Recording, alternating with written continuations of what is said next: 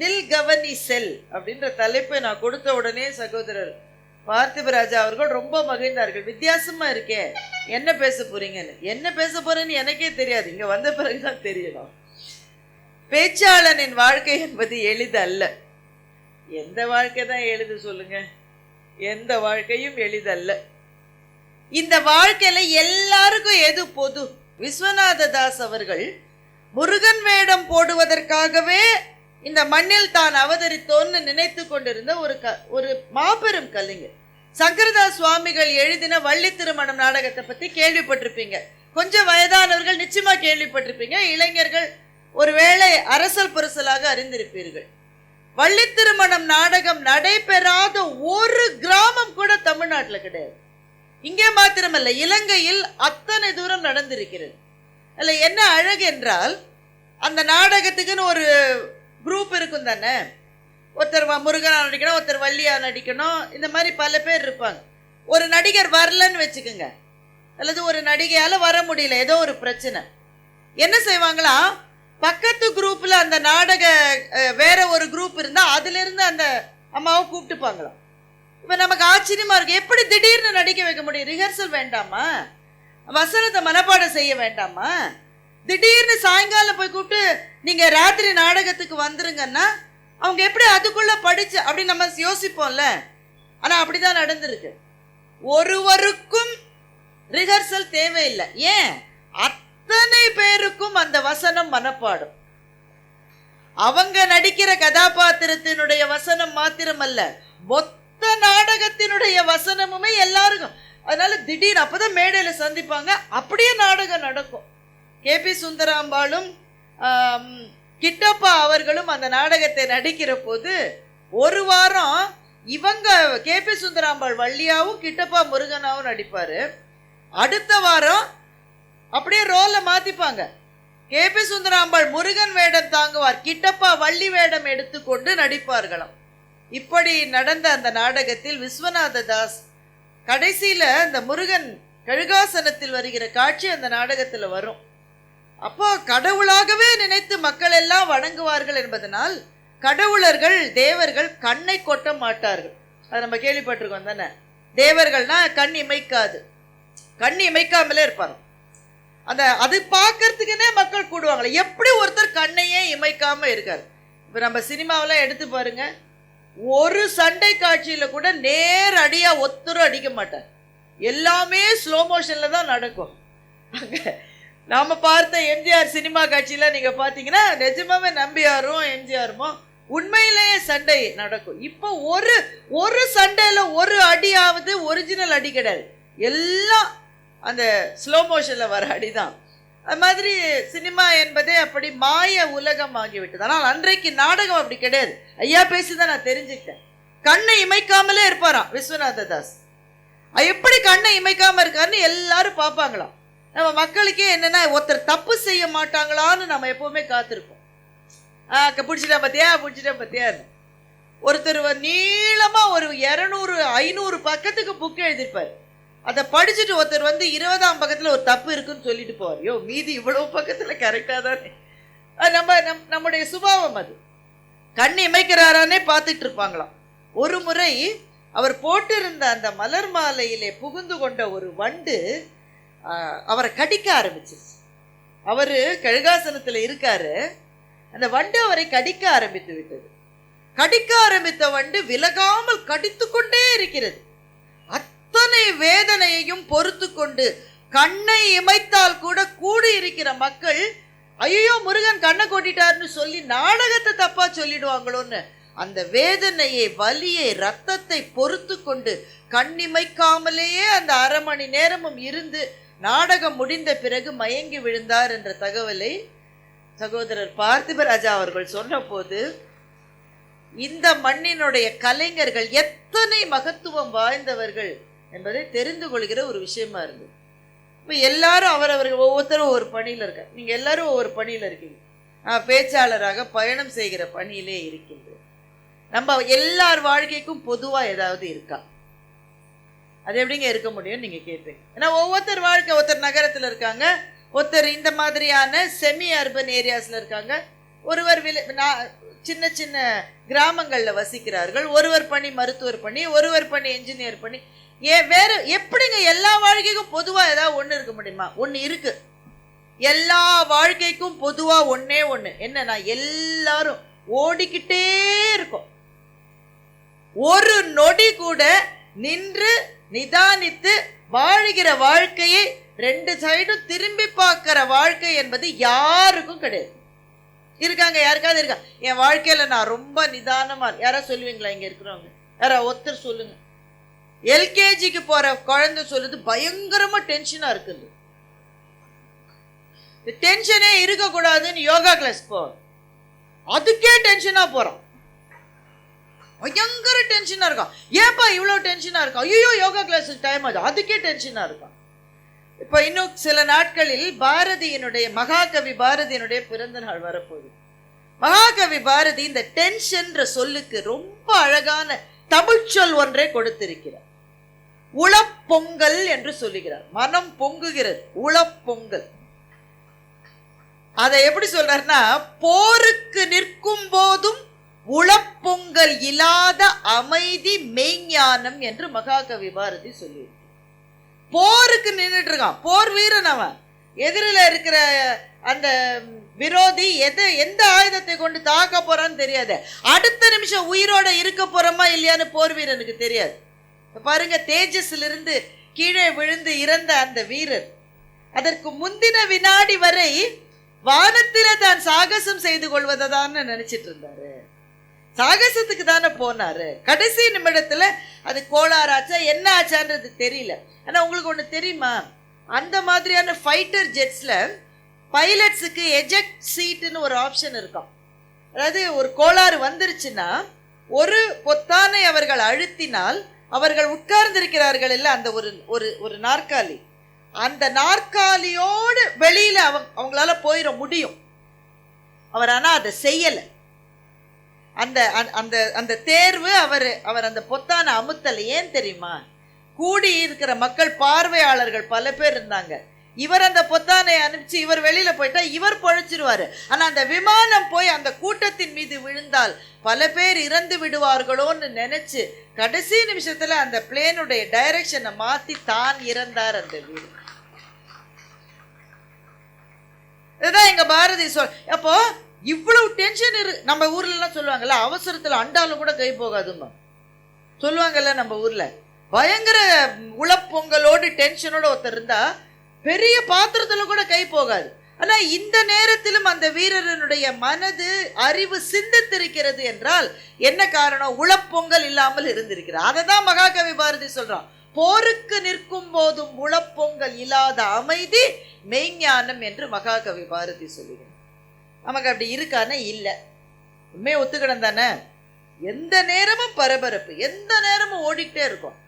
ஓடிக்கிட்டே இருக்கிற காரணத்தினால என்னன்னா, சுற்றி இருக்கிற வாழ்க்கையை பார்க்கவே இல்லை. நாம் ஐயா ஓடுமீன் ஓடன்றதை பற்றி சொன்னாருன்னு இங்கே சொன்னாங்க. அதை பேசும்போது நான் இல்லை, ஆனால் நான் இங்கே கேட்டேன். ஒரு கவிஞனுடைய பார்வை எப்படி இருக்கும் பாருங்களேன். எப்பவுமே அழகியலை தேடுவது. அண்மையிலே மறைந்த கவிஞர் தமிழன்பன் இருக்கிறாரு. அவரு இந்த கவிதையை அப்படியே மாற்றி மாற்றி போடுவார். இந்த பாடல் என்ன? ஓடுமீன் ஓட உருமீன் வருமளவும் வாடி நிற்குமா கொக்கு. அதுதானே அந்த பாடல். தமிழன்பன் அதை மாத்தி போட்டார். கொக்குக்கு என்ன இருக்கு? நிறைய அறிவு இருக்கு. அதனால்தான் என்ன செய்யுது? காத்துக்கிட்டே இருக்கு. அதுக்கான மீன் வருகிற அளவு கொக்கு காத்திருக்கிறது. அப்ப கொக்கு பசியா இருக்கு, காத்துட்டு இருக்குன்னா அங்க வழியில இருக்கிற ஒருத்தர் சொன்ன, ஏய் பசியா இருக்குல்ல, சாப்பிட வேண்டியதானே, மீன் தான் போயிட்டே இருக்கே, சாப்பிடு. கொக்கு சொல்லிட்டு சாப்பிட மாட்டேங்க. ஏன்? நீ தான் பசியா இருக்கியே, சாப்பிட. இந்த சின்ன சின்ன மீனுக்காகவா நான் இவ்வளவு நேரமா காத்துட்டு இருக்கேன்? எனக்கான சரியான மீன் வரும், அப்ப நான் சாப்பிட்றேன், அது மட்டும் காத்திருப்பேன்னு கொக்கு சொல்லு. உடனே இவன் சொல்றான், சரி நாங்கள்லாம் பசிச்சா அம்மா இன்னும் சோறாக்கலைன்னா என்ன செய்வோம்? ஒரு முறுக்கு எடுத்து தின்னுவோம், ஒரு பலகாரத்தை எடுத்து தின்னுவோம். அது போல உனக்கு வர வேண்டிய மீன் பின்னாடி வரட்டும், இப்ப முன் பசிக்கு சின்ன மீன் எடுத்து சாப்பிடேன்னு அவன் சொல்றான். கொக்கு சொல்லுது மாட்டேங்க. நீங்களாதான் முட்டா பசங்க, பசிக்கு சோறுக்கு முன்னாடி முறுக்கு சிப்ஸ் சாப்பிட்ற ஆளு நீங்க, நாங்க அப்படி செய்ய மாட்டோம். ஏன்னா சின்ன மீனை நான் சாப்பிட்டுட்டு இருக்கிற போது நான் விரும்புகிற ஒரு மீன் வந்தா இந்த மீனை துப்பி அதை பிடிக்கிறதுக்குள்ள அது போயிடும். அதனால பட்டினியோட காத்திருந்து எனக்கான மீனைத்தான் பிடிப்பேன். இதுதான் அந்த பாடலினுடைய அழகு. ஓடு மீன் ஓட ஒரு மீன் வருமளவும் வாடி நிற்குமாம் கொக்கு. தமிழர் மனையா இதை மாத்தி போட்டார். கொக்குக்கு அறிவு இருக்கு, அது கரெக்டா செய்யுது. அறிவில்லாதவன் என்ன செய்வான்? ஓடு மீன் ஓட ஒரு மீனையும் விடுமாம் மக்கு என்று கவிஞர் தமிழன் பற்றி எழுதினார். இதுதான் கவிஞர்களினுடைய மனசு. பாருங்க, எந்த சூழலிலும் கொஞ்சம் நிறுத்தி இந்த கொக்கு புத்திசாலியா இருக்கு, இப்படி செய்யுது, இப்படி செய்யலன்னா என்ன என்று யோசிக்கிற மனம் யாருக்கு இருக்கும் என்றால் கவிஞர்களுக்கு தான் இருக்கும்.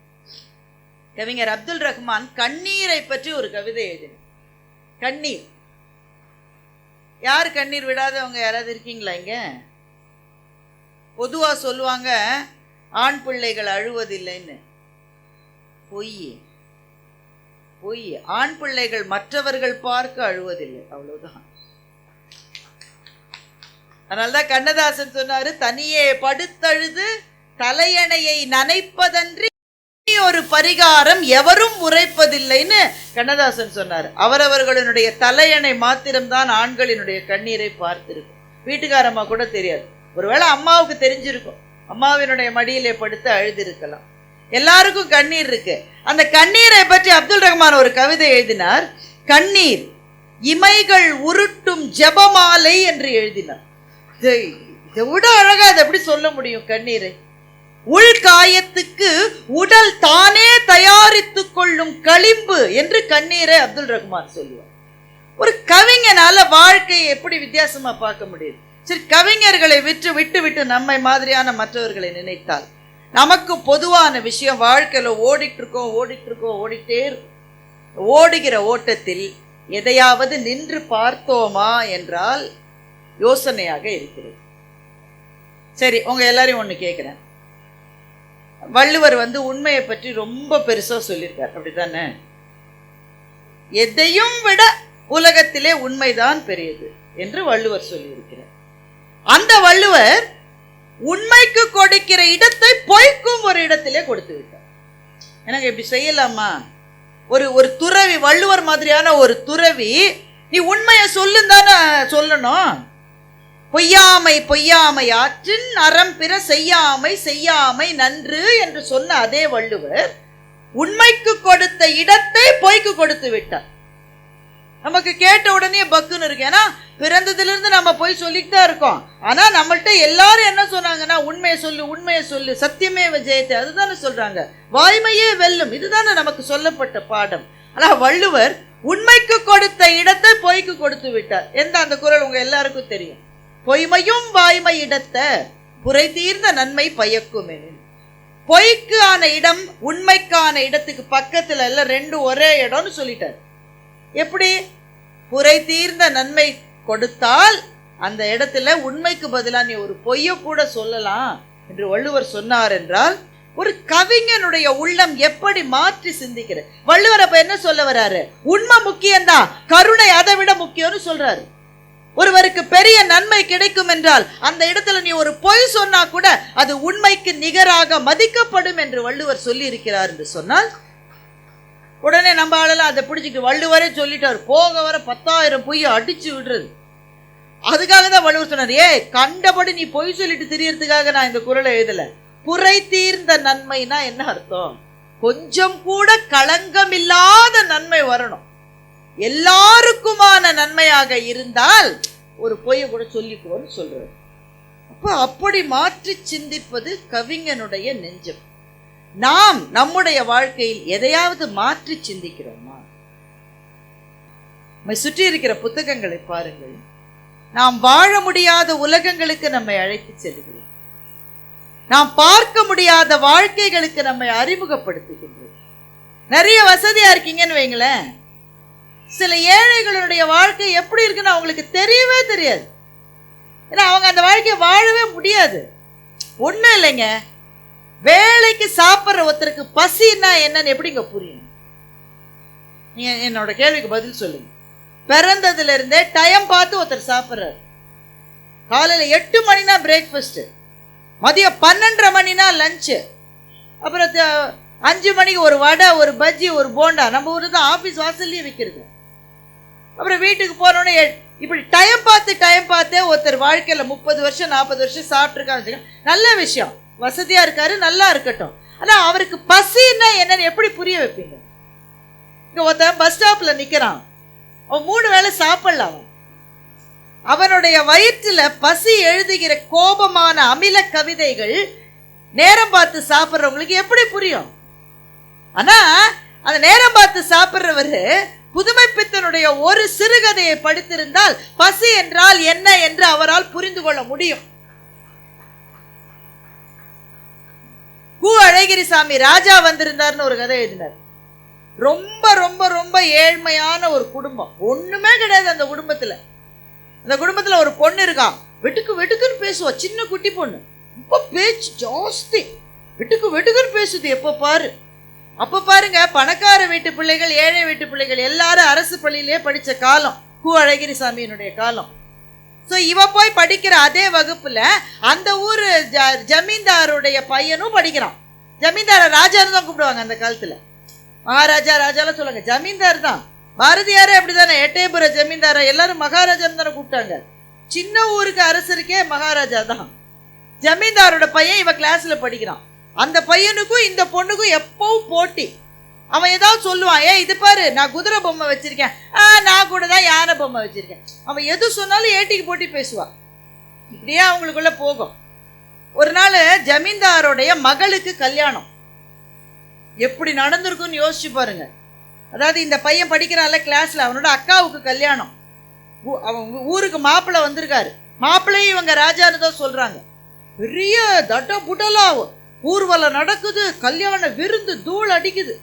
அதுக்கு அடுத்த நாள் தீபாவளி அன்னைக்கு இந்த பொண்ணு இருக்கால, அவங்க வீட்டில் அவங்க அம்மா அந்த பொம்பளை பிள்ளைக்கு ஒரு ட்ரெஸ் எடுத்துட்டா, ஒரு பையன் இருக்கா அவனுக்கு ஒரு ட்ரெஸ்ஸை எடுத்துட்டா. அவங்களுக்கும் அவங்க வீட்டுக்காரருக்கும் வாங்கிறதுக்கு ஒன்றும் இல்லை. ஒரே ஒரு டவல் மட்டும் எடுத்து வச்சிருக்கா, ஈரழ துண்டு ஒன்று. வீட்டுக்காரர்கிட்ட சொல்கிறேன், பாரியா எண்ணெய் வச்சுக்கிட்டு வா, இன்னைக்கு புது துணி போடணும், ஒன்றும் இல்லை, இந்த துண்டையாவது எடுத்து இடுப்பில் கட்டிக்க. அவர் குளிக்க போகிறார். வெளியில் வந்து பார்க்குறான், அவங்க அதுக்கு முந்தின நாள் சாப்பிட்டு வெளியில் எரிஞ்சிருந்த இலைய வாசலில் ஒரு பையன் சொறி பிடிச்ச உடம்போட அந்த இலையை வழிச்சு தின்றதை பார்க்குறான். என்னப்பா இது, ஒன்றும் இல்லாத இலையை சாப்பிட்ற, பசிக்குது ஆத்தான்றான். அது பதறிச்சு இந்த அம்மாவுக்கு. ஏழை தான், ஆனால் பதறிடுச்சு. வாயா உள்ள வாயா. அன்னைக்கு அவள் என்ன வச்சிருந்தாலோ, ஒரு கூழோ ஒரு கஞ்சியோ. அன்னைக்கு தான் இட்லி செய்வாங்க நம்ம ஊரில். இப்போமா தினம் இட்லியா? இட்லின்றது தீபாவளி சாப்பிட்றது. அன்னைக்கு தான் இட்லி வச்சிருந்தா. அந்த இட்லியில் புட்டு பாதியை கொடுத்தா. எங்கேருந்து வர, அப்பா அம்மா இறந்துட்டாங்க, உறவுக்காரங்கெல்லாம் விரட்டி விட்டுட்டாங்க ஆத்தா, எங்கே போகுதுன்னு தெரியாமல் தெருவோர வரேன். இப்படி அவன் பேர் என்னப்பா? என் பேர் ராசான்றான். அவன் சரி இங்கே இருந்துக்கன்றான். இந்த மனசு ஏழை வீட்டில் தாங்க வரும், அங்கே தான் வரும் இது.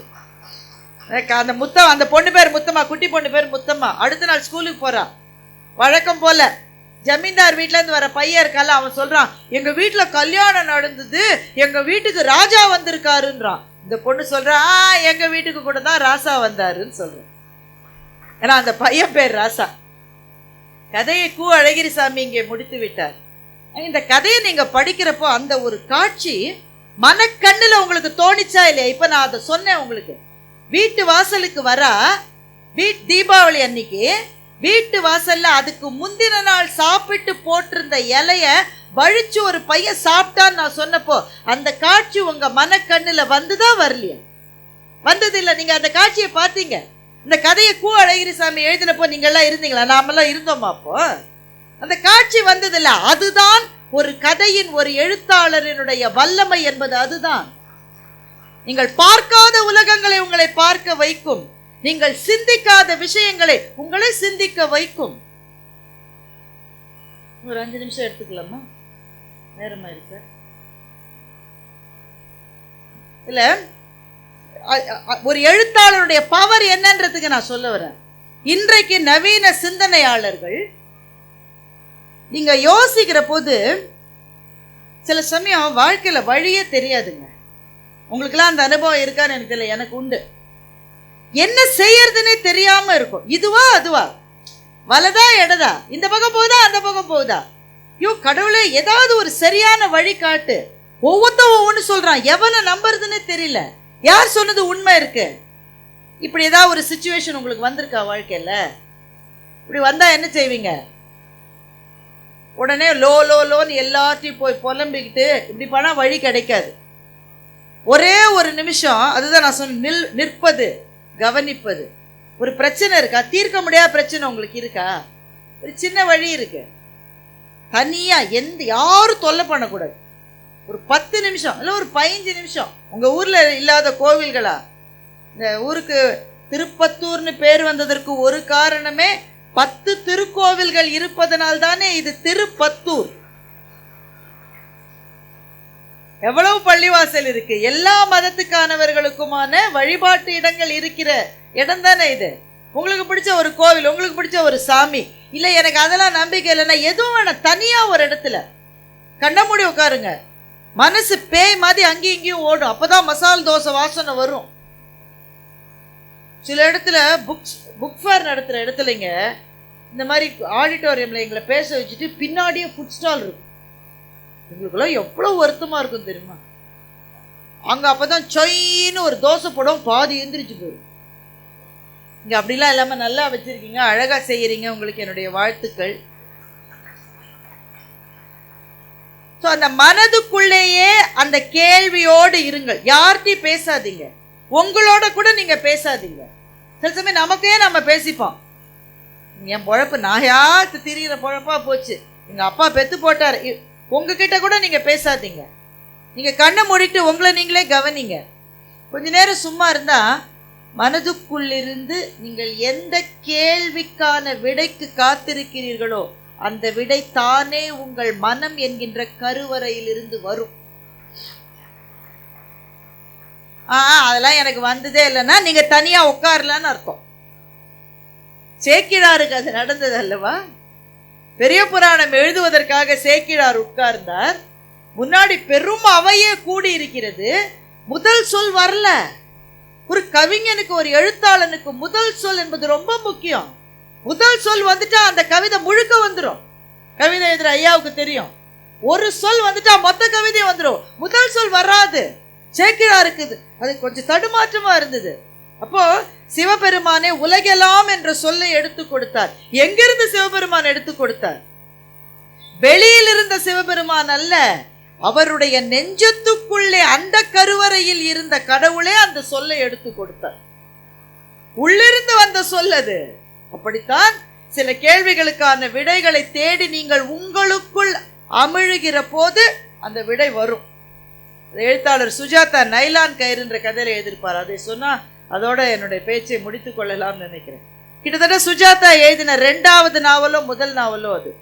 என்ன நடந்திருக்குன்னா, ஒரு மர்டர், ஒரு கொலை நடந்திருக்கிறது. மும்பையில் இருக்கிற ஒரு அபார்ட்மெண்ட்ல வசிக்கிற ஒருத்தர், தனியா வசிக்கிற ஒரு இளைஞன் கொலை செய்யப்பட்டிருக்கிறார். ஒரு க்ளூ கிடைக்கல. போலீஸ் என்னென்னவோ பண்ணி பார்த்துட்டாங்க, ஒரு க்ளூ கூட இல்லை. அவங்களுக்கு கிடைச்ச ஒரே க்ளூ, அந்த யார் இறந்து போறானோ அந்த ஆள் ஒரு டெலிஃபோன் புக் வச்சிருக்கான். அப்பெல்லாம் டெலிஃபோன் புக் தானே, இப்போ ஃபோனில் கான்டாக்ட்ஸ்லாம் கிடையாதுல்ல. லேண்ட்லைன் ஃபோனுக்கு டெலிஃபோன் புக்கு. நம்ம அப்பா அம்மாலாம் அதை வச்சுருந்தாங்க, நாமே வச்சுருந்தோம். பேர் எழுதி ஒரு சின்ன புக்கு வச்சுருப்போம். அவன் 2 புக்கு வச்சுருந்தான். ஒன்று பெரிய புக், அதில் நிறைய நம்பர்ஸ் இருந்தது. இன்னொன்று குட்டி புக்கு, இம்பார்ட்டன்ட்னு போட்டு முக்கியமானவர்களினுடைய தொலைபேசி எண்கள் மாத்திரம் அதில் இருந்தது. அதில் இருந்த எல்லாருக்கும் இவங்க ஃபோன் பண்ணி விசாரணை நடத்துகிறாங்க. எல்லாருக்கும் ஒவ்வொரு இது இருக்குது. ஏன்னா ஒருத்தன் வெளியூரில் இருக்கான், ஒருத்தன் அன்னைக்கு பாம்பேலேயே இல்லை, அலிபின்னு சொல்லுவாங்க. எல்லாருக்கும் அலிபி இருக்கு. ஒரு நம்பர் மாத்திரம் ஃபோன் பண்ணால் அது ஒரு ஃபேக்ட்ரியோட நம்பர். அந்த ஃபேக்ட்ரிக்கு போய் கேட்டால் அந்த ஆளையே எங்களுக்கு தெரியாது சார்ன்னு அவங்க சொல்கிறோம். திரும்ப திரும்ப அந்த ஃபேக்ட்ரி ஓனரை கூப்பிட்டு போலீஸ் விதவிதமாக விசாரணை பண்ணுறாங்க. போலீஸ் எப்படி விசாரணை பண்ணுவாங்க தெரியும் தானே? அந்த ஆள் சொல்ல, எனக்கு தெரியாதுங்க, இறந்து போன ஆளுக்கு எனக்கு சம்பந்தம் இல்லைங்கன்றோம். இந்த விசாரணை அதிகாரி அடுத்த வாரம் ரிட்டையர் ஆக போகிறாரு. அவருக்கு ஒரு சேலஞ்ச் ஆயிடுச்சு. ஐயோ, இதை கண்டுபிடிக்காம நான் ரிட்டையர் ஆகக்கூடாதுன்னு சொல்லிட்டு அவர் என்ன பண்ணுறாரு, ஒரு இடத்துல போய் உட்காந்து அப்படியே அமைதி ஆயிடுறாரு. இந்த கேள்விக்கு எனக்கு விடை வேணும், என் நெஞ்சத்திலிருந்து இந்த கேள்விக்கு விடை வேணும். அப்படியே உட்காந்தே இருக்காரு. பின்னாடி 2 பேர் சொல்லன்னு பேசிக்கிட்டு இருக்கான். ஒருத்தன் இன்னொருத்தன்ட்ட சொல்றான், அவன் 2 பேரும் ரேஸுக்கு போறோம். அவன் சொல்றான், எனக்கு கிடைச்சிருக்க வேண்டிய ஜாக்பாட் போயிருச்சு. என்ன ஆச்சு? அன்னைக்கு தூங்குறேன், கனவுல ஒரு பையன் வந்து 7ஆம் நம்பர்னு சொன்னான்ப்பா. அப்புறம் என்ன ஆச்சு? அடுத்த நாள் ஓட்டமா ஓடி போய் 7ஆம் நம்பர் குதிரையில அத்தனை பணத்தையும் கட்டினேன். இவன் கேட்கிறான், என்ன குதிரை ஜெயிச்சுதா? அந்த குதிரை தான்ப்பா கடைசியா வந்தது. ஆட பாவி, அப்ப கனவுல வந்து சொன்னது பொய்யா? பொய் இல்ல. நான் பணத்தை கட்டினது சென்னையில நடந்த ரேஸ்ல. அன்னைக்கு பெங்களூர் ரேஸ்ல 7ஆம் நம்பர் குதிரை தான் வந்து முதல் இடத்துல வந்ததுப்பா. நான் மட்டும் பெங்களூர் குதிரை மேல கட்டியிருந்தா கோடீஸ்வரனா இருப்பேன்றான். இவருடைய நெஞ்சத்துக்குள்ள பளிச்சுன்னு அந்த பதில் கிடைச்சிருச்சு. அந்த நம்பர் கரெக்டு, ஆனா அது பாம்பே நம்பர் இல்ல, அது வேற ஒரு ஊரோட நம்பர். ஸோ ஒவ்வொரு ஊருக்கா போட்டு பார்க்குறாரு. டெல்லியில் அதே நம்பர் இருக்கு. சில சமயம் 2 ஊர்ல ஒரே லேண்ட்லைன் நம்பர் இருக்கும். டெல்லி நம்பர் இது. ஃபோன் பண்ணிட்டு அந்த இறந்து போனவனுடைய பேரு சொல்லி அவனோட வீட்டிலேருந்து பேசுறேன்னு அவன் கேட்குறான், என்னது அவனோட வீட்டிலேருந்தா? அவன் உயிரோடையா இருக்கான்னு அவன் கேட்டுட்டான். அப்பா அவன் தான் அப்படின்னு கண்டுபிடிக்கிறாரு. இது சுஜாதாவினுடைய நைலான் கயிறுல வர்ற ஒரு சம்பவம் எனக்கு ரொம்ப பிடிக்கும். ஏன்னா இதை ஹை ஆர்டர் திங்கிங் ஸ்கில்ஸ்ன்னு சொல்லுவாங்க. சில சமயம் சில பிரச்சனைகளுக்கு விடை கிடைக்காத போது தனிமையிலே இருந்து உங்கள் சிந்தனையை நீங்கள் நிறுத்தினால் உங்களுடைய உள்ளம் என்ற தாமரையில் இருந்தே பதில் வரும். இதை யார் நமக்கு சொல்லி கொடுத்ததுன்னா, நம்ம அன்றாட வாழ்க்கையில நாம சந்திக்கிறவர்கள் யாரும் இதை சொல்லித்தர மாட்டாங்க. ஒரு எழுத்தாளன் தான் இதை உங்களுக்கு சொல்லித்தர முடியும். எனவே பெருமக்களே, வாசிப்பு என்பது எவ்வளவு பெரிய விஷயம்னா, நம்மை நாம் ஒரு படி மேலே உயர்த்துவதற்கு அதை விட எளிதான வழிகள் எதுவும் கிடையாது. அது மானுடத்தை வளரச் செய்வது எழுத்து. நம்மை சுற்றி எத்தனை எழுத்தாளர்கள், தமிழிலே நம்ம எவ்வளவு கொடுத்து வைத்தவர்கள் பாருங்கள். நம்முடைய செவ்விலக்கியங்களை நம்முடைய தாய்மொழியிலே படிக்கிற பேரு நம்மை தவிர வேறு ஒரு சமூகத்துக்கும் கிடைக்கவில்லை. ஒரு வள்ளுவரை விட பெரிய விவேகி இந்த மண்ணிலே இனிமேல் வந்துவிட முடியுமா? எவ்வளவு எளிமையாக வாழ்க்கை எப்படி வாழ்வது என்று சொல்லிவிட்டு போயிருக்கிறார் வள்ளுவர். இப்படிப்பட்ட மகத்தான இலக்கியங்கள்ல எங்கிருந்து ஆரம்பிக்கிறதுன்றது சில பேர் என்கிட்ட கேட்பாங்க, நீங்க எப்படி புக்கெல்லாம் படிக்கிறீங்க? உட்காந்துட்டு தான் படிக்கிறேன். அது சொல்லலைங்க, படிக்க ஆரம்பிச்ச 10வது நிமிஷம் எனக்கு தூக்கம் கண்ணை கட்டுதுன்றான். நல்ல விஷயம். எவ்வளோ பேர் தூங்காம கஷ்டப்படுறான். உனக்கு ஒரு புக்குனால தூக்கமாவது வருதே, காசு கொடுத்து புக்கை வாங்குன்னு அவர்கிட்ட. அது அப்படிதான் இருக்கும். ஆனா பழக்கத்தினால் உடல் படிவது போல பழக்கத்தினால் மனமும் படியும். எது உங்களுக்கு எளிமையோ, எது உங்களுக்கு பிடித்திருக்கிறதோ அதிலிருந்து ஆரம்பிங்கள். புத்தக வாசிப்பு என்பது படியிலே ஏறுவது போல. உங்களுக்கு பிடித்ததிலிருந்து ஆரம்பித்து மேலே மேலே மேலே நீங்கள் போகிற போது வாழ்க்கை இன்னும் அழகாகும். நாம் ஒருவரை ஒருவர் சந்தித்து கொண்டால் என்ன கேட்கிறோம்? என்னங்க நல்லா இருக்கீங்களா? வீட்டில் எல்லாரும் நல்லா இருக்காங்களா? என்ன சாப்பிட்டீங்க? மதியானம் சாப்பிட்டீங்களா? ராத்திரி சாப்பிட்டீங்களா? இப்படிதானே கேட்கிறோம். இந்த கேள்வியை மாற்றணும். சாப்பிட்டீங்களா என்று கேட்பதோடு சேர்த்து சமீபத்தில் என்ன புக்கு படிச்சீங்கன்னு கேட்டோம். புக்கா? ஒண்ணுமே படிக்கலையேன்னு 2 தடவை சொல்லுவான். 3வது தடவையே அந்த ஆளை பார்த்தா என்ன புக்குமா, அதுக்காவது எதையாவது படிச்சு தொலைக்கிறேனாவது ஒருத்தன் படிக்க ஆரம்பிப்பான்ல. இப்படி ஆரம்பித்தால் கூட வாசிப்பு நம்முடைய வாழ்க்கையை வளமையாக்கும். எனவே ஓடிக்கொண்டே இருக்கிற வாழ்க்கையில் ஒரு நொடி நேரம் நின்று நாம் வாழ்ந்த வாழ்க்கையை திரும்பி பார்த்தால் நமக்கு என்ன கிடைக்கும் என்றால், நின்ற இடத்திலேயே நிற்கிறோம், மேலே போக வழி இல்லாமல் இருக்கிறோம் என்று.